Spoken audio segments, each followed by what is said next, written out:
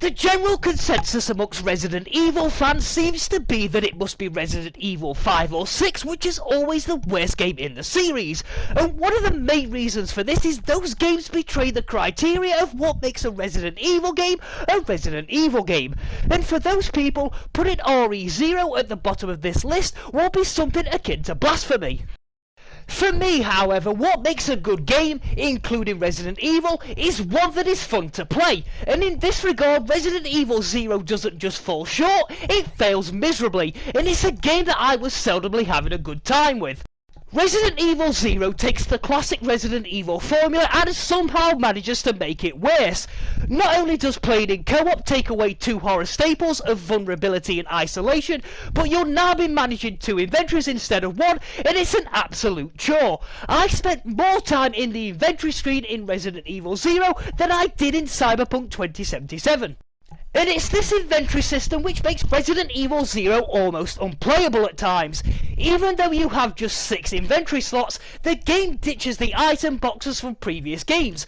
You'll now have to drop items on the floor and then return and pick them up whenever you need them, and this leads to some infuriating gameplay moments.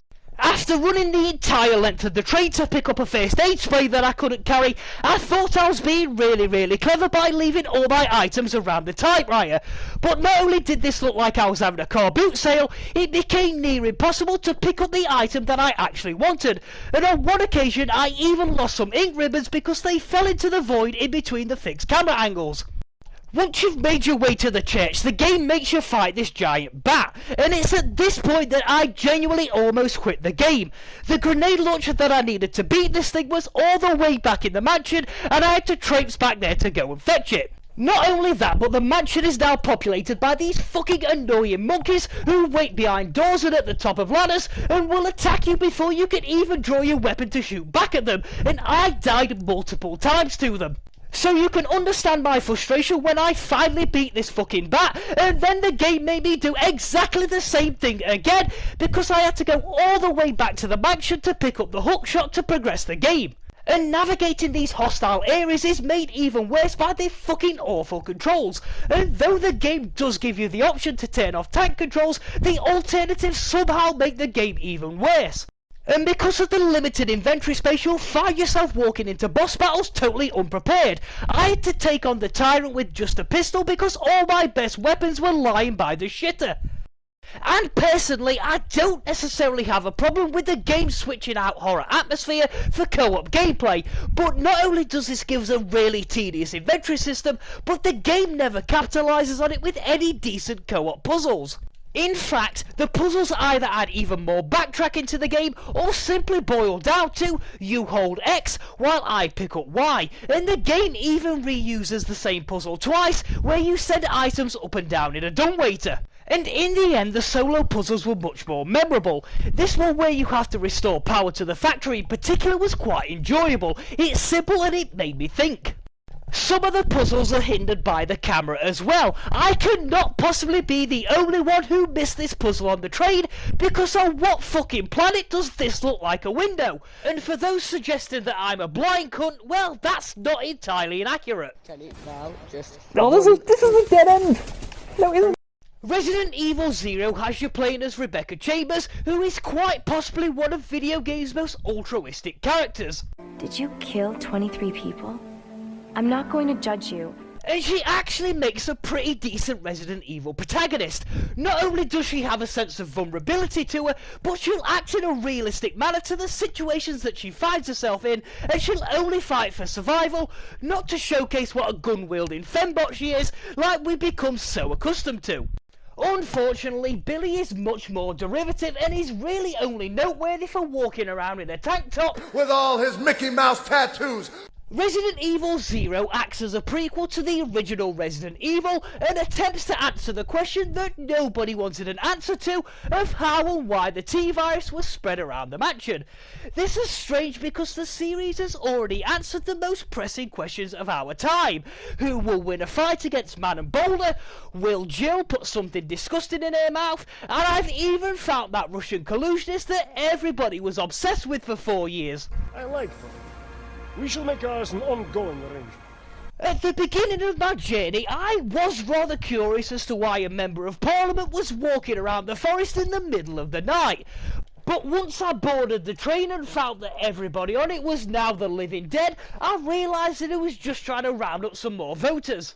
I did eventually fight my way off the train, which was under siege by zombies though, only to find myself in the mansion, which is the area you'll spend the most time in. And no, not that mansion, a different one, because apparently Umbrella has more mansions than Barack Obama.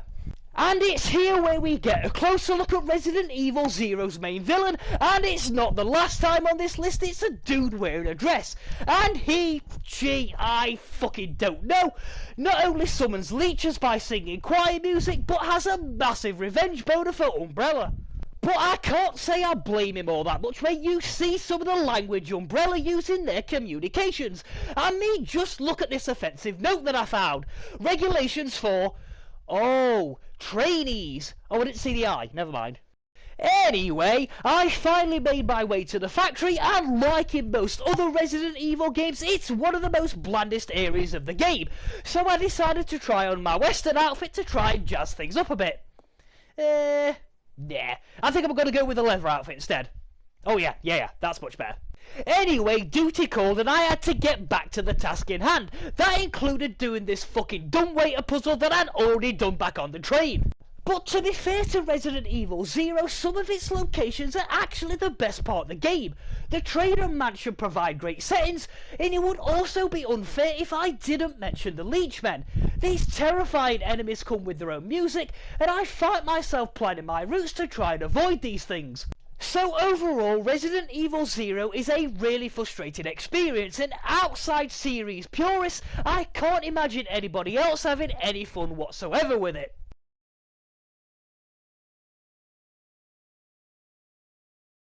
What you think of Resident Evil 5 will be heavily predicated on whether you look at it for what it is, or whether you see it for what it isn't. So what isn't Resident Evil 5? Well, it cannot lay much of a tenable claim to be a Resident Evil game, especially when it has you firing unlimited ammunition from mounted gun turrets, playing in co-op while operating in the daylight, and apart from one really intense moment traversing a liquor corridor, there is absolutely zero atmosphere here.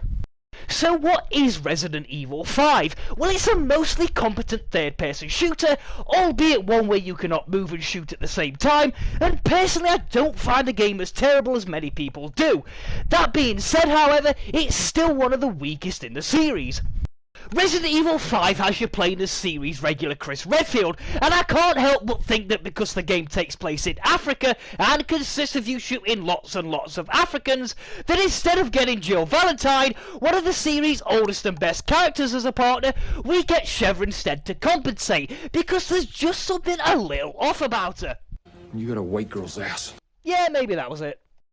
Evaluating Resident Evil 5 is quite a difficult task because such little happens in it. Each area exists to transition to the next. You'll mow down a bunch of enemies, move on to the next, rinse, repeat until the plot decides to kick in. Even when the plot does decide to show its face, it's really not all that compelling, and certainly not aided by a bunch of uninteresting villains who once again think they can solve the problems of the world with a zombie virus, and though some certainly do have their assets, I believe I've proven I'm worthy, haven't I? well, that's good enough for me. They failed to leave much of an impression, starting with this Jersey Shore reject who, even though claims to be, quote, I'm a businessman with standards, doesn't seem to understand what we mean by a wet market, because he later goes on to turn himself into a giant fish, which we have to shoot down off the back of his private boat. There's also, hang on, Excellagione, which I'm sure is Italian for milk, who, pass, I don't remember. And unsurprisingly, the pick of the villains was Albert Wesker, even though he continues to remind us what a fucking arsehole he is by wearing his sunglasses all the time. The rest of the enemies consist of you wiping out African tribes, and, oh dear, you get to steal all their treasure as well. And even though the game is set in Africa, a place firmly established in Resident Evil lore, and the fact that this is the same thing that happens in every other Resident Evil game, of course those with nothing better to do with their time came crawling out of their holes with some predictable criticisms for the game. So overall, even though Resident Evil 5 is one of the worst entries in the series, if you've got a gap in your schedule and you enjoy third-person shooters, it might be worth a bit of your time.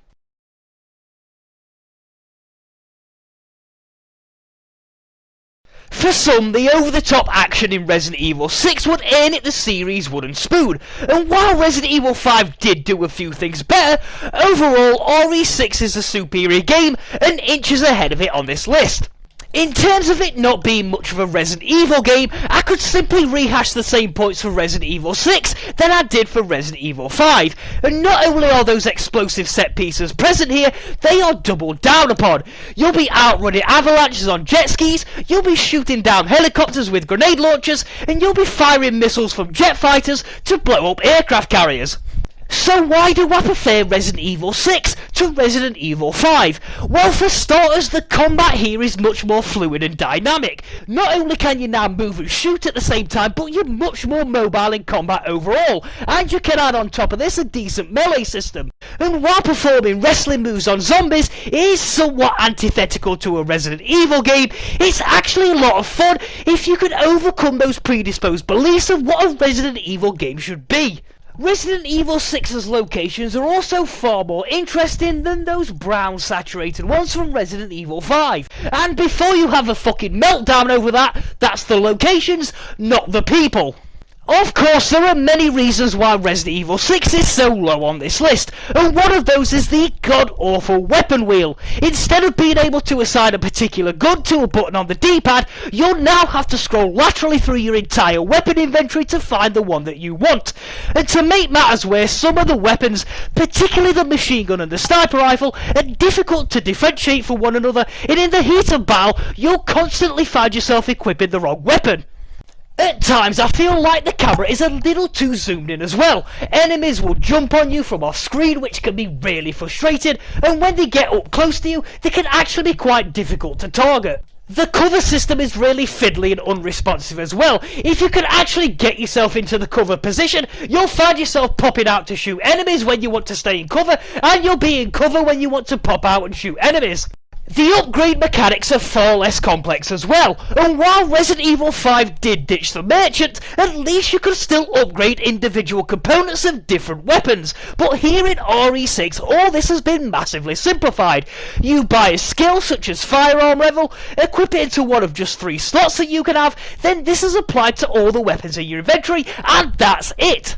Where still, these upgrades fail to pack much of a punch, whereas in previous games upgrading the magazine capacity, fire rate or firepower made you feel more and more of a badass as the game progressed. Here, outside of it taking less bullets to kill something, the upgrades are barely discernible. And finally, outside of Ada's campaign, puzzles in RE6 are practically non-existent. When it comes to Resident Evil 6's story, I get the impression that it desperately wanted to be a movie, but its QTE fetish somewhat digs into this. Even grabbing somebody by the hand will require the input of a button press. And this is really not as immersive as the game likes to think that it is. Judging by some early evidence, I thought Resident Evil 6 was gonna be about an outbreak of the AIDS virus, but no, the C virus provides yet another new addition to Resident Evil's now long list of nightmare fuel. First we had the T virus, then we had the G virus, and now we have the C virus. And when you think about it, Resident Evil's viruses have become such a plague on humanity with an ever-growing list of letters that they should be carrying a fucking rainbow-coloured flag. But while the C virus doesn't seem to do anything different than any other Resident Evil virus, there is one key difference which makes this my favourite of all of them. Females affected by the C virus will suddenly develop the urge to gyrate like a pole dancer, totally free of charge. Resident Evil 6's story also takes us all the way to China, and it does turn out to be quite an eventful trip. I get to terrorise some chickens. Oh, don't kill chicken. Oh, piss off, Greta Thunberg, I'm killing this fucking chicken. Ah! I'm warning you. I'm a police officer. Put the blade down and let the bird go right now. Oh, fine. I get to run into 2 twat reporters as well, not that there's any other kind, and my how things change in the space of a decade. Excuse me, can I get a comment, please? Excuse me, is this outbreak related to the situation back in the States? Who would have thought that Resident Evil of all games would nearly be as prescient as Metal Gear Solid 2 was in predicting the pestilence of social media? And though the game doesn't let you shoot these two fucking cunts, Chris does give the cameraman a facepalm, which is the least of what he deserves. When Jake and Sherry arrive in China, they do so as prisoners, and my first thought on arrival was, wow, everything here looks the same. Keep your fucking shirt on, I'm talking about this all-white decor. And while Sherry claims that her captors have been doing experiments on her, judging by her very revealing outfit, I'm more convinced that she'd been shooting a porno. I mean, just look at that thing she's got in her hand as well. You can't help but get the wrong impression. I fucking knew it, you can't get one past me, and you can piss off as well, because I was on there for research purposes only. That's my story, and I'm sticking to it. And overall, my trip to China was a great success, and someday I hope to go there myself and see some of the sights. Leon's part in Resident Evil 6 is easily its best, and the early parts of his campaign are the only time the game tries to capture the Resident Evil spirit. That being said, however, towards the end of the game you fight this fucking annoying dinosaur, which is such a long and tedious boss fight that for the purposes of this video, I've decided to jazz it up a little.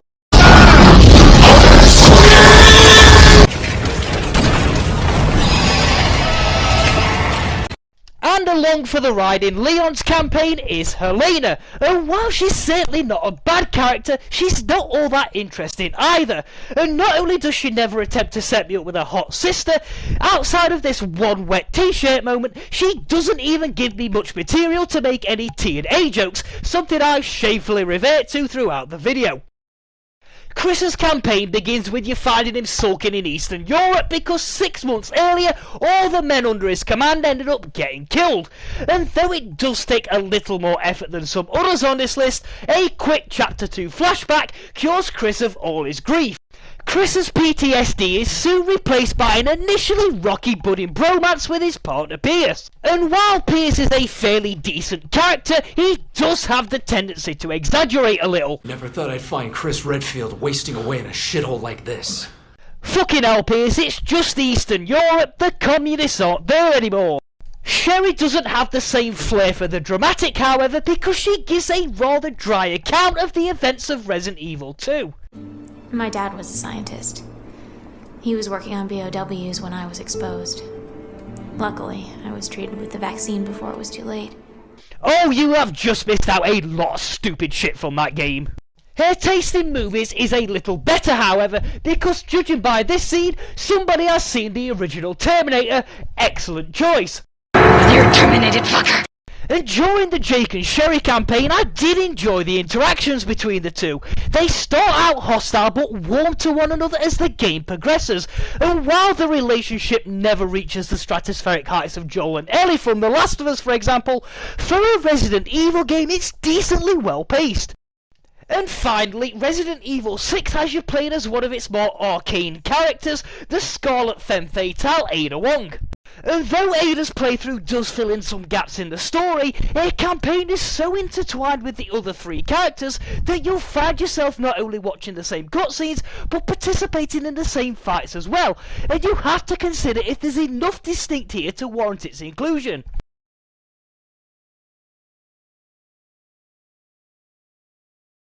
2020 will forever be remembered as the year in which the world totally and utterly lost the plot.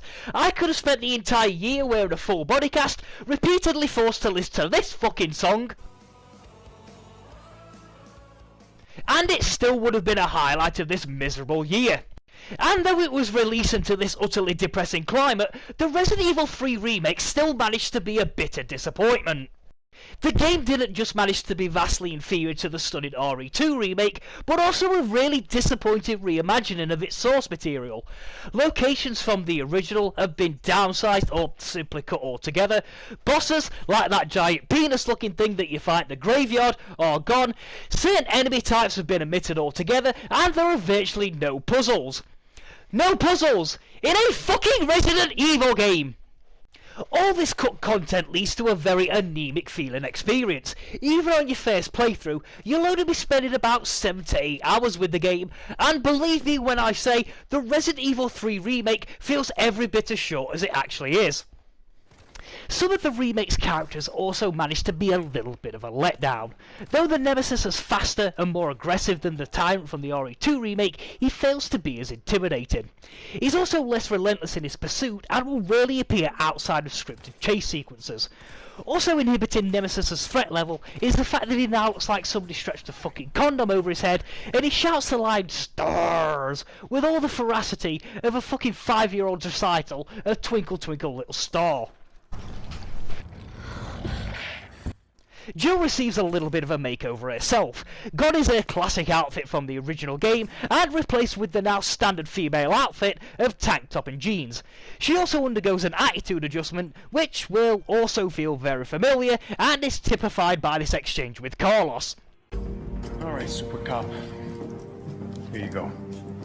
We can use this to stay in contact. I know what a radio is.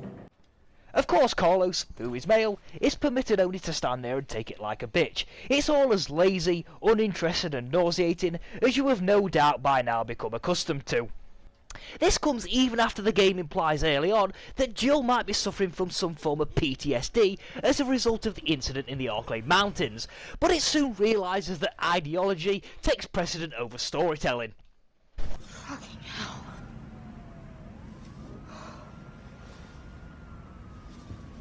Gets worse every night. Of course, this wouldn't be the most egregious butchering of this iconic character. That distinction would go to 2021's Welcome to Raccoon City, whose interpretation of Jill Valentine, for some reason which I can't put my finger on, was a little off. Wait, I've got it. It's that fucking tacky jacket. Ugh, sort it out, Jill, come on. Carlos, however, is a much more likeable character. That being said, though, he doesn't do all that much to help Hispanic stereotypes. Oh, come on. Who's the dipshit that closed this?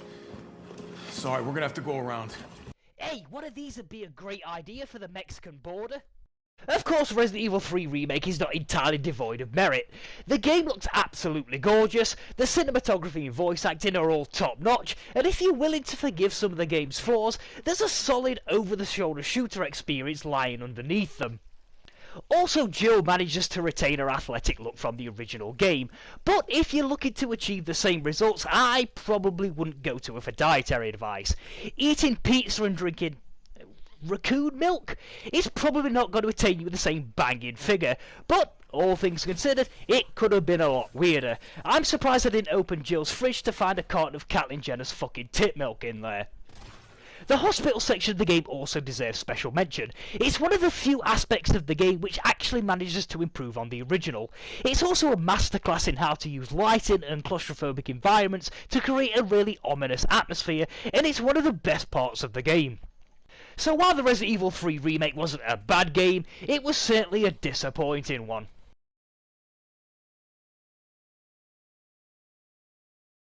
Resident Evil Code Veronica was the first game in the series to appear on the PlayStation 2, and even though Capcom had this more sophisticated tech at its disposal, it decided on more of a touch-up than a total overhaul, and though the game is undoubtedly more visually impressive than its predecessors, it still retains some of the more annoying aspects from the old PS1 games. A good example would be the return of fixed camera angles, and though this will please the purists, it's more annoying than anything else. You'll find yourself often running blind around a corner, straight into the waiting arms of a zombie who at times will actually kill you because you had no idea that they was there. Stranger still, the backgrounds here are no longer the 2D ones of old. Everything in Code Veronica is fully 3D rendered, and you would think this would allow for a less antiquated camera system, which didn't give you the feeling of shopping at Argos. You know it's there, but you're not allowed to see it. The frustrating tank controls make the return as well, and like those obtuse fixed camera angles, at times will get you killed as well. Furthermore, Code Veronica is a game where you will have to dodge enemies to conserve ammunition, or you'll quickly run out, something which is next to near impossible with such an unintuitive control system. On top of all this, the crossbow, which is just one of 3 weapons which you find early on as Claire, is as impotent as a eunuch. There's a couple of bosses which require a first-person perspective, which are absolutely awful, and there's very little on offer in terms of environments. Whereas all the previous Resident Evils had their iconic locations, Code Veronica has none to offer. And to finish off the criticism, some of the puzzles in Code Veronica and the backtracking required to complete them will test your patience to the absolute limit. The plot consists of you playing as Claire Redfield, who at the beginning of the game gets captured and transported to a prison island. Wait, no, that was the plot of Resident Evil Revelations 2. The plot of Resident Evil Code Veronica consists of you playing as Claire Redfield, who at the beginning of the game gets captured and transported to a prison island. And though Claire doesn't have the detailed facial animations and big budget voice acting like her modern day peers do, she is still a much more real and likeable person. She has real fears, real emotions, and these make her a much more relatable character, especially in comparison to the insipid female characters of current times. The first of the main characters you encounter is Steve, and having not played Resident Evil Code Veronica in quite some time, I'd all but forgotten about this dickhead, and he fails to make the best of first impressions. I don't want you following me, lady. You'll only slow me down. You must be taking the piss. Claire could take this fucking lightweight easy. Ow! My back! You're heavier than you look. Stop being such a fucking pussy. Claire only weighs 52 kilos, or for those of you who don't weigh themselves in kilos, which is everyone, that's about 8.5 stone. I am 100% convinced that Steve is the result of somebody seeing the Titanic movie in the late 90s and really liking it, because I'll be fucking damned if he doesn't look like a Leonardo DiCaprio cosplayer. But for me, I would quite happily let this cunt sink to the bottom of the Atlantic Ocean. Nevertheless, Claire and the great Twatsby are tasked with getting off Shutter Island by doing some goodwill hunting for supplies so we can be Gone Girl. Actually, those last two might be Ben Affleck. Does it matter? I'm not Ben Affleck. You're right, then you Ben Affleck. Well, guess not. Steve is a very unremarkable and vapid character, and even though the game tries to add depth to him by having him shoot his own zombified father, you'll probably forget about this moment quicker than the game does. Steve's perpetual hard-on for Claire helps him circumvent the grieving process entirely. Good for you, mate, but this ends up dropping us in some deep shit in the Antarctic base, because this retard violates the first rule of construction: never operate heavy machinery under the influence of a boner.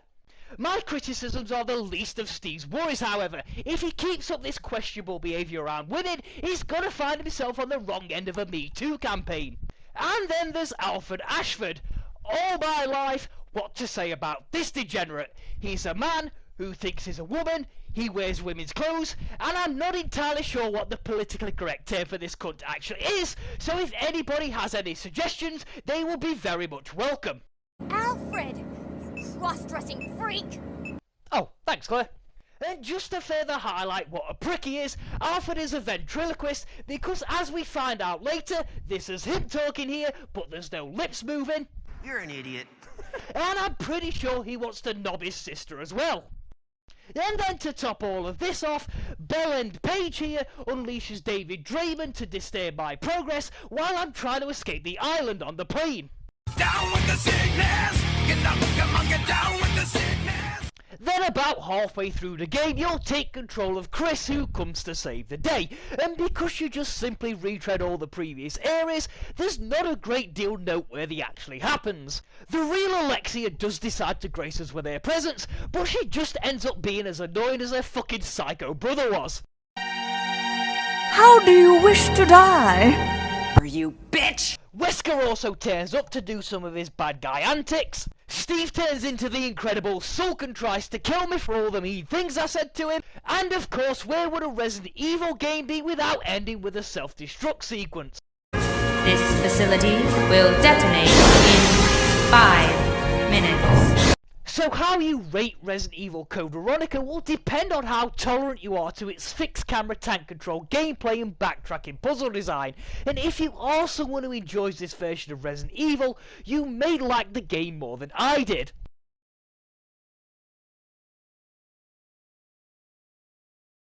There is probably a litany of videos on the internet where Resident Evil 1 Remake ranks really high, or even number 1 on any Resident Evil best of list. But on this one it ranks much lower, mainly because it decides to keep its archaic, I mean classic, tank control and fixed camera gameplay and inventory system, where I was wondering why my shotgun takes up the same amount of slots as a fucking key does. And if you've been paying attention up to this point, you've probably realised that I'm not much of a fan of these mechanics. I'm not the only one, mind you. Even Jill agrees with me. Don't you, Jill? Shit. It's broken. See? Told you.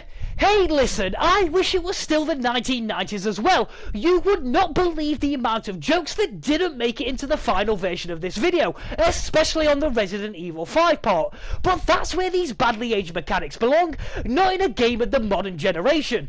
One of my main problems with these mechanics is that the combat is just not as engaging as it is in the more modern Resident Evil games. Not only is it much more fun, but having to target specific weak spots on enemies and there being potential consequences for missing those shots adds another dimension to the gameplay which is simply not present in the Resident Evil 1 remake. Resident Evil 1 Remake also decides to keep the utterly fucking useless map which was used in Resident Evil 0, and while the map does mark which doors are locked or unlocked, it doesn't mark the ones which are locked and which you have keys for, so you'll find yourself running around the mansion putting the wrong key in the wrong door like you're on an episode of fucking Takeshi's Castle. I must admit though that even after 25 long years the mansion is still unsurpassed as a Resident Evil location, and though it makes for a great survival horror set, it's not really all that practical. If you need to take a shit or a shower, you'll have to go all the way down to the underground dungeon to pick up the sword key, and when I finally got there I found this fucking perv hiding in the bathtub trying to take a peek at Jill. But none of this is to say that Resident Evil 1 Remake is merely a better looking replica. Not only are there some new puzzles, but the game tinkers with ones from the original, there's some new areas to discover, and fresh character Lisa Trevor provides a very welcome new addition to the game. The addition of having to burn down zombies with a limited amount of fuel or risk them getting back up as Crimson Heads is also very good indeed, because it adds a new tactical element to the game. Which ones to burn, which ones to leave, and if you don't, walking past them can be incredibly tense, because if they get back up, these new enemies are incredibly fast and they're incredibly ferocious. I suppose now would be as good a time as any to talk about something else synonymous with Resident Evil, and that's its iconic save room music. These save rooms give a small momentary chance to decompress and provide a sanctuary away from everything that lies beyond them, but don't be fooled into thinking that they take away from the experience. In fact, they add to it, because eventually you realise you're gonna have to leave the solace of the room and embrace all the evils that await outside, and the music just intensifies the whole experience. One of the things I'm not going to complain about making it into the remake though, is that I get to play as one of my favourite Resident Evil characters, Jill Valentine. That being said though, some of their dialogue has been changed to fit the remake, including this famous / infamous line from the original. That was a close one. A second late, you would have fit nicely into a sandwich. But for those of you who never played the original Resident Evil on PlayStation 1 and have yet to witness this farcical scene, do not panic, because I have it saved here on my laptop and I'm going to play it for you now. Give me a minute. Jill sandwich. Open. Fucking hell, shit. Close. Fucking close down. The remainder of the video will resume after a quick 5-minute intermission.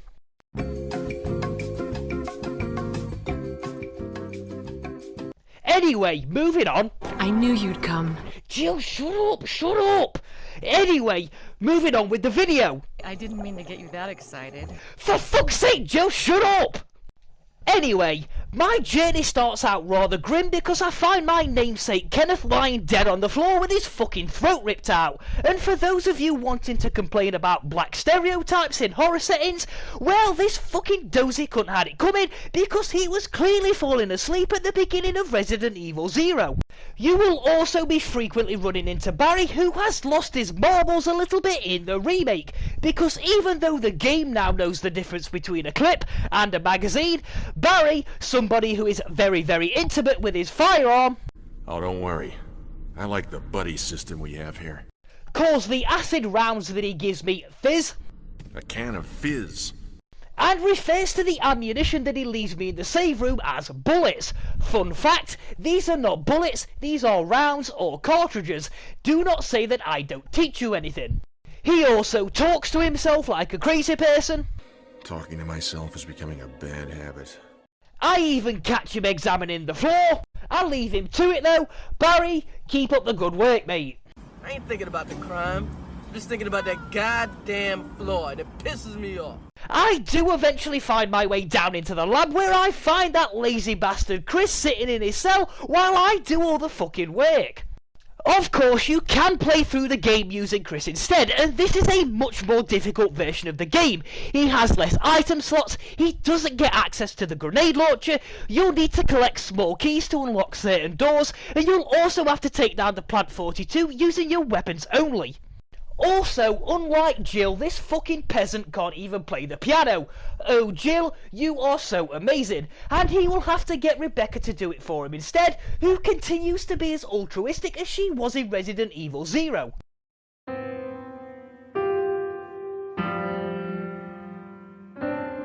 That sounded like Moonlight Sonata. No it didn't, it sounded more like a fucking retard banging on the keys. Rebecca also never brings up the events of Resident Evil 0, and not only do I have to save her from a hunter, even though she took them on in that game, all the weapons that I finished Resident Evil 0 with have now suspiciously disappeared from my inventory.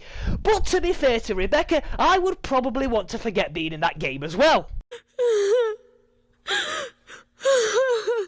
Alright, calm down, it wasn't that fucking bad. And that is not even the only time paradox that Resident Evil 1 Remake creates. Ada is now back to being the girlfriend of a researcher and not the FBI agent that she is in the Resident Evil 2 Remake. And is that a little unfair since Resident Evil 1 Remake was released about 20 years before Resident Evil 2 Remake?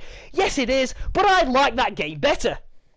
So overall, RE1 Remake is easily the best game to come from the series using the fixed camera and tank control gameplay, and if you're a fan of this style of game, this should be your go-to title.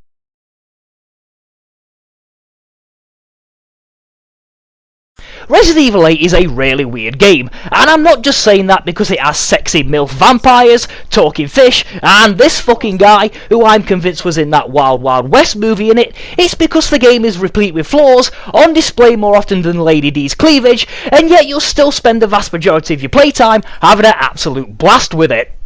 Resident Evil 8 is also a far more ambitious project than its predecessor in almost every aspect. The villains you encounter are more colourful and varied, the environments are vaster and more diverse, there's more game mechanics, more weapons, and a great array of enemies to shoot them at. But I'm not entirely sure all these additions make Resident Evil 8 a better game than Resident Evil 7, and at times they can actually hinder rather than help it.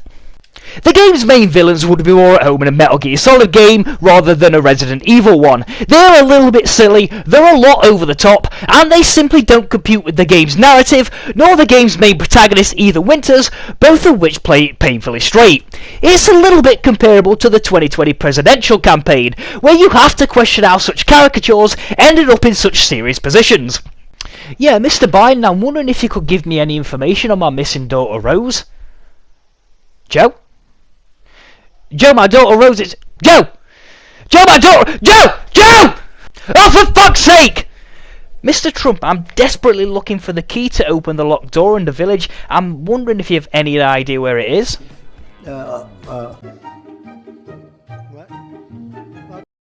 Fortunately, I run into this rather large-looking fella, who finally provides me with the information that I need. Going by the name Duke, he can't help but remind you of the merchant from the Resident Evil 4 game. He traverses the environments with impunity as the plot demands, he sells you weapons and supplies sporadically throughout the game, and though his prices are a little more preferable to those back in Raccoon City, his customer service does leave a little to be desired, as he operates out of some rather vermin-infested looking areas, but I don't want to rat shame the guy, so I don't bring it up. And though the Duke is far more integral to Resident Evil 8's plot than the Merchant ever was, he still manages to be a less intriguing and more uninteresting character overall. While contemplating Resident Evil 8's characters, I would be remiss if I didn't mention Lady Dimitrescu. Her design, mannerisms and voice acting are all absolutely top notch, and she has quickly become one of video games' most memorable characters in recent times. Now I know what you creepy bastards are thinking, and no, it has absolutely nothing to do with those giant breasts.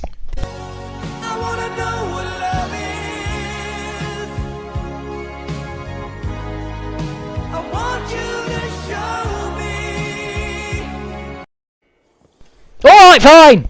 You got me! It was love at first sight!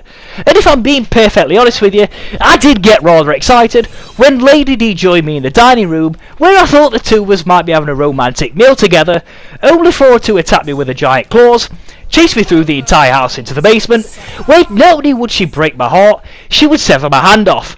My fucking right hand, no less, the hand I used to, well, you know, write with. And no game, this is not really the motorboat I had in mind, but I guess it wasn't meant to be. But it probably worked out for the best, because by the end Lady D had lost a killer figure, and, well, like most Resident Evil villains, had turned into something that looked like a sentient Jackson Pollock painted out to kill me. Resident Evil 8's villains aren't the only thing that are a little bit all over the place. Its gameplay has to be some of the most disjointed I've ever encountered in a video game. You'll start out in Lady D's castle, which provides the most classic Resident Evil experience. You'll be managing resources, collecting keys, and shooting enemies, from there spanning the gameplay spectrum. There's an entire area which takes your weapons away, leaving you to solve puzzles only. There's a section which is dedicated to platforming, and then towards the end the game simply says fuck it, and becomes a third-person shooter. And all these different gameplay mechanics come with vastly different tones, equally out of sync, ranging from the utter absurd to the psychological horror.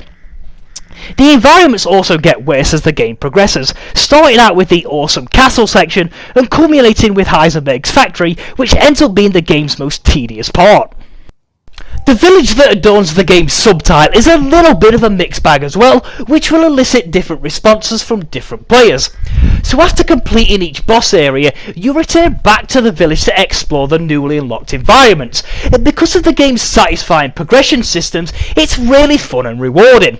Yet on the flip side, it betrays some of the main tenets of horror. It's set in the daylight, out in the open, and there are few enemies to fight, leading to a less intense experience, and it will be up to the player to decide whether the sacrifice of atmosphere for exploration is worth the trade-off. And for those who wanted a purely survival horror experience, the village sections may break the pacing a little. So what's the final verdict? Well, I think it was a fucking Herculean effort. In a 5.5 minute video, I only mentioned Lady Dimitrescu's tits 3 times. Oh, you want to know if the game is any good? Oh yeah, game's great, you should go out and play it.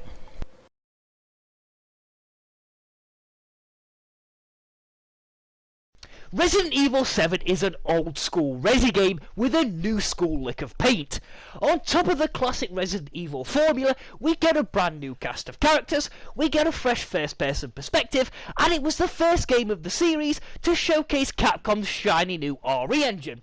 And though it followed Resident Evil 5 and 6, where the bar was not exactly high, still RE7 was the best Resident Evil game in quite some time. Resident Evil 7 is not just a great game in comparison to its 2 predecessors, it's also a really solid experience in its own right, aided in most part by the game returning to the series' survival horror roots. The design of the bakehouse is the game's most clear indication of its intent. This staircase in particular is clearly a homage to the mansion from the original Resident Evil.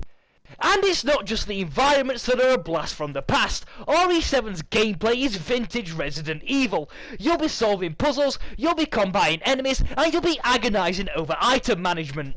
The game's plot consists of you playing as main protagonist Ethan Winters, a man out in search of his missing wife Mia, and though things start out rather promising, I've been bad. I deserve this. Things soon devolve into chaos, however, as I am victim of one of the worst cases of domestic abuse I have ever seen. Mia attacks me with a knife, she punctures my hand with a screwdriver, thankfully my left hand this time, and then severs my arm entirely with a fucking chainsaw. But when I try to report my incident to the police, they obviously hear my masculine voice and, not surprisingly, are simply not interested. Resident Evil 7 also offers up a decent set of main villains. Not only are they a memorable cast, they are some of the most hospitable villains in the series, even going as far as to make me breakfast. It all ends in disaster though. Not only does Lucas expect me, an Englishman, to eat my breakfast without ever offering the tomato ketchup, something akin to heresy, I've seen the baker's kitchen and it's more disgusting than Jill's from the Resident Evil 3 remake. He found a severed finger by the crock pot. Not only does he pioneer the Resident Evil stalker enemy, Jack is easily the best of Resident Evil 7's villains. He'll relentlessly pursue you around his house as you try to solve puzzles, and I'm not entirely sure what's the most scary about him. The fact that he tries to kill you with a giant shovel, or his really, really bad dad jokes. God damn! How am I gonna replace this? So what about the rest of RE7's plot and villains? First there's Marguerite, who could definitely use an appointment with a gynecologist. There's the psychopath Lucas, who I probably wouldn't go to for a manicure. And then there's this little fucking shit, which is a result of what happens when you don't smack your kids. Wells. Is that the boat? No, that is a ship, dickhead. In fact, that's about all I can say about Resident Evil 7's plot without spoiling it for those who have never played it before. Though RE7 has managed to pick up a few new tricks of its own, it manages to retain some of the old Resident Evil bad habits.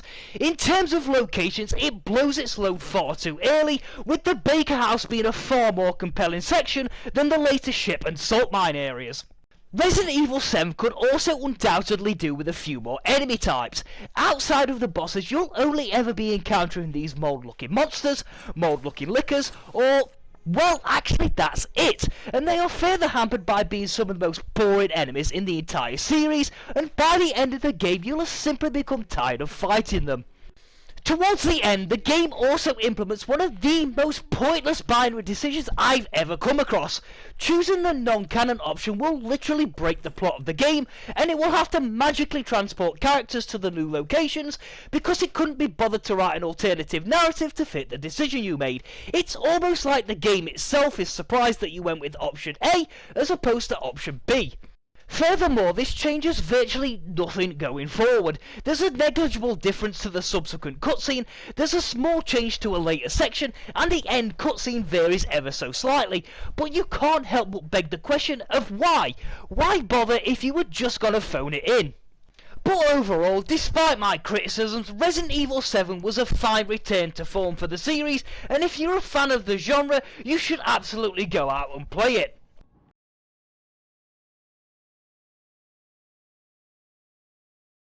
Resident Evil 4 is a game that will split the player base. To some it'll be the greatest invention since the wheel, and then to others it'll be the plague that spawned RE5 and 6.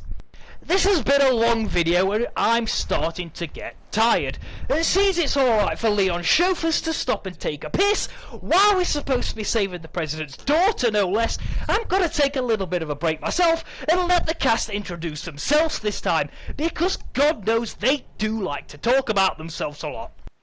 Me llamo Luis Serra. I used to be a cop in Madrid. My name is Osmond Sadler, the master of this fine religious community. Me llamo Ramon Salazar, the 8th Castellan of this magnificent architecture. Her name's Ashley Graham, the president's daughter. And I don't believe there's any relevance with my figure and my standing. Who are you? Alright, Tuts, calm the fuck down, the men are trying to work here. I am gonna have to finish off the rest of the intros myself, however, because this tall fucker is not quite as chatty as the rest of the villains are, and because he's not quite as forthcoming about himself, I feel in hindsight I may have misjudged him a little. Going by that admittedly impressive beard, along with some of the questionable behaviour of the other villagers, I thought he'd apostatise from Sadler's religion, remember, that's him, and join other certain religion. But even when I told Ashley to cover up all that bare skin, he continued to chase me through the village and try and kill me. But he does end up dying fairly early on in the game, so I guess it doesn't really matter all that much. Resident Evil 4's main villains are like those in Resident Evil 8. They're a little bit silly, but unlike in that game, where they didn't at all jive with the story, Resident Evil 4 is a silly game, with a silly plot, and main protagonist Leon Kennedy will bounce off them in an equally silly manner. Hasta luego. No thanks, bro. Where's everyone going? Bingo? But if you're not a fan of Resident Evil 4's camp demeanour, I can pretty much give you a guarantee that the remake will have you covered. Not only does Lewis try to hijack my video, I see that the president's equipped his daughter with ballistics too. Oi! I'll make the tit jokes, thank you very much. but that line has about as much chance of making it into the remake as Elliot Page's fucking Y chromosome. And for those of you with a disposition towards Lewis, will for now have to be content with his somewhat ironic death, as a man who likes to refer to himself as someone who happens to be quite a ladies' man. His death by deep penetration will probably be very, very amusing to you. Leon has also been a very, very naughty boy himself, and he will definitely have to clean up his act for the remake. Sorry, but following a lady's lead just isn't my style. Women. I knew you'd be fine if you landed on your butt. Hey, what are you looking at? And he was still at it 8 years later in Resident Evil 6. Don't be fooled by Resident Evil 4, however. Though it's one of the most revered games of all time, and probably the RE game least in need of a remake, it still comes from a time when injecting people against their will made you the villain, and it's probably not aged as well as you remember. The controls are a little bit fiddly, and the combat is unresponsive in comparison to more modern games. Also, don't be fooled by Resident Evil 4's over-the-shoulder perspective. This is by no means a third-person shooter, and if you go around spraying bullets willy-nilly, you'll soon find yourself running out of ammunition, because there's still a semblance of the old Resident Evil DNA here. You have to be pragmatic about the resources you have and the way in which you utilise them. To say that Resident Evil 4 is showing its age, however, is not the ultimate indictment that it could be. There is still a very, very good game here.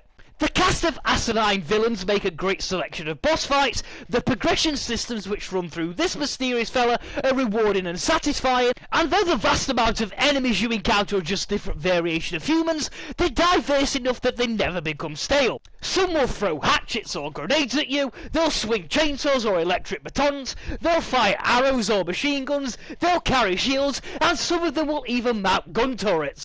And then there's the Regenerators, whose asthmatic grunting is one of the most terrifying things in the entire series. So overall, Resident Evil 4 was a stunning game in its own time, and even though it's got a few greys in the beard now, it's still a game that's worth revisiting.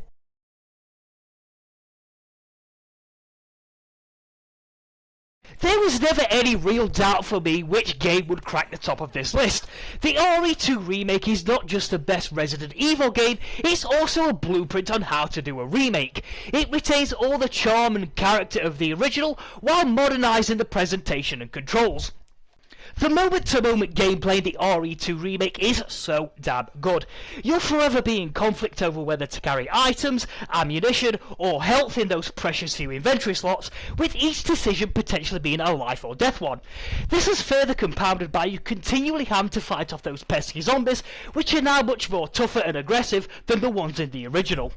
The game also oozes atmosphere and tension, all brought to life by the stunning RE engine and aided by some stellar enemy designs. The lickers in particular create some pulsating moments. Trying to very slowly make your way from one end of a corridor to another, praying that these menacing enemies don't see you, is about as anxiety-inducing as it gets. The physics and gore in the Resident Evil 2 remake are grotesquely good as well.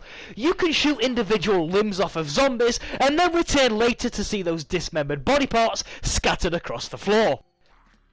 Of all the obstacles the RE2 remake throws at you, however, the most headache-inducing has to be evading media controversies, something I would no doubt never hear the fucking end of while trying to solve puzzles in the library. Sir, this is official police business. You need to cease what you're doing and put your hands behind your head immediately. Sir, I'm a police officer. I must insist on your compliance. I do not want to shoot you. I really don't want to shoot you. I really don't want... Ah, for fuck's sake! And then there's this fucking guy, and though the tyrant's pace never exceeds "I'm running late for my bus," he is absolutely terrifying as he relentlessly pursues you around the police station, with his footsteps alone having the ability to induce absolute dread. As fearsome as the tyrant is, though, he's very sensitive over his attire. I merely suggested that he looked better without the fedora on, and he come and smacked me in the mouth like a fucking diva. So what do I make of this ragtag band of characters that make up the cast of Resident Evil 2? First up is rookie cop Leon Kennedy, and because he's an inferior character to Claire, I don't have a great deal to say about it, except that his one-liners are befitting of his rookie status. Chew on that, you overgrown son of a bitch. Yeah, you tell him, Leon. And joining Leon in his adventure, and a character you briefly get to control, is Ada Wong. And though Ada now looks absolutely fabulous in her stunning new red cocktail dress, my cold streak with the ladies of Resident Evil continues. But while Ada doesn't try to kill me like Lady Dimitrescu did, she does say the most hateful of things. You can put that thing away. I can't get it out. This is the point for me where video games become a little bit too immersive. I do not need this fucking shit from you 2 game as well as in real life.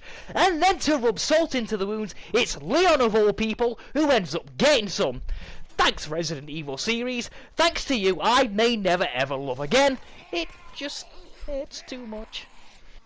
Fortunately, Claire, who steals the show here, holds up much better than Jill did in the Resident Evil 3 remake, and although her default outfit is, of course, tank top and jeans, you can unlock her classic outfit from the original, unlike in the Resident Evil 3 remake, where the cheeky bastards at Capcom charge you for a skin that should have been default to begin with, in a glorified piece of DLC that they charge fucking full price for.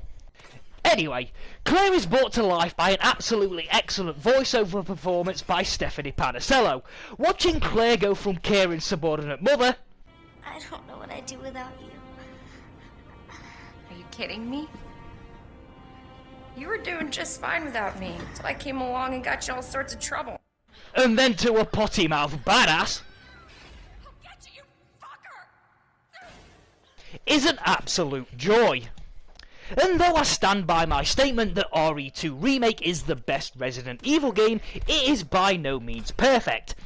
Now, you'd never play a Resident Evil game for its story, but the objectives here are borderline bipolar. The game will initially instruct you to get to the police station, then almost immediately will task you with finding a way out of it. Looks like there might be a way out through this secret passageway.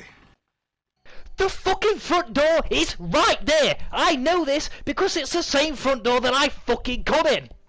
Worse still, the game never offers an explanation as to why we simply can't slip out the back gate, the same one that Leon reached totally unimpeded. The A and B scenarios were also handled much better in the original. Leon and Claire would consistently communicate over the radio, they would occasionally bump into each other, and during your playthrough of the A scenario, you had the option to save weapons for the B scenario playthrough.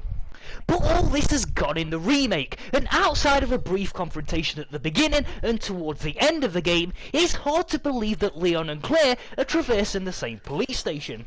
You solve the same puzzles, you collect the same items, and you even fight the same bosses in the same places. It's almost like Leon and Claire are operating in a totally different dimension to one another. And overall, the B scenarios feel lazy, they feel tacked on, and they are easily the most disappointing aspect of the entire game.